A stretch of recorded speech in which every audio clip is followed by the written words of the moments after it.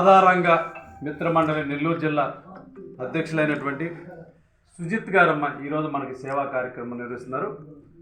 మరి మన వంగవీటి మోహన్ రంగ విజయవాడ మాజీ శాసనసభ్యులమ్మ మరి చనిపోయి 35 సంవత్సరాలు అవుతుంది.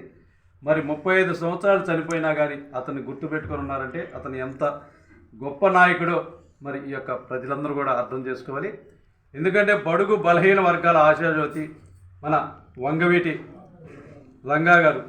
మరి ఈ యొక్క రంగా గారి యొక్క 35 వర్ధంతి సందర్భంగా ఈ నెల్లూరు జిల్లా రాధారంగ మిత్రమండలి ఆధ్వర్యంలో ఈరోజు యొక్క గీతామయ వృద్ధాశ్రమం వృద్ధులందరూ కూడా అల్పాహారాన్ని అందిస్తున్నారమ్మా.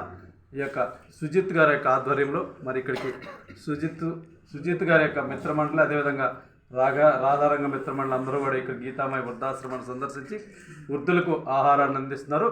మరి పరలోకంలో ఉన్నటువంటి రంగా గారి యొక్క ఆత్మ శాంతించాలని వారి కుటుంబ సభ్యులందరూ కూడా ఆ భగవంతుడి మనోధైర్యాన్ని ప్రసాదించాలని మరి ఈ సందర్భంగా ఆ భగవంతుని ప్రార్థిస్తూ మన రంగా గారి యొక్క కుమారుడు రాధా గారు మరి భవిష్యత్తులో మంచి రాజకీయాన్ని అందుకోవాలని మరి అదేవిధంగా తన తండ్రిలాగే తను కూడా పేదలకి సేవా కార్యక్రమం నిర్వహించాలని ఈ సందర్భంగా ఆ భగవంతుని ప్రార్థిస్తూ మరొక్కసారి మరి 35 సంవత్సరాల క్రితం మరణించినటువంటి రంగా గారికి ఈ యొక్క గీతామయ వృద్ధాశ్రమ వృద్ధులందరూ కూడా శ్రద్ధాంజలి ఘటిస్తూ ఉన్నారు.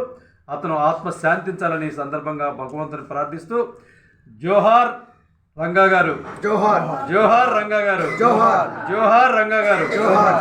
మరొక్కసారి ఈరోజు యొక్క గీతామయ వృద్ధాశ్రమంలో వృద్ధులందరూ కూడా సేవా కార్యక్రమం నిర్వహిస్తున్నటువంటి రాధారంగ మిత్రమండలి నెల్లూరు జిల్లా శాఖ సుజిత్ గారికి వారి మిత్రమండలికి అందరూ కూడా పేరు పేరున గీతామయ వృద్ధుల మరి బాలభవన్ తరపున ప్రత్యేక ధన్యవాదాలు తెలియజేస్తున్నాం. ఈ వీడియో కనుక మీకు నచ్చినట్లయితే లైక్ చేసి షేర్ చేయండి. మరిన్ని లేటెస్ట్ అప్డేట్స్ కోసం మా ఛానల్ ని సబ్స్క్రైబ్ చేయండి.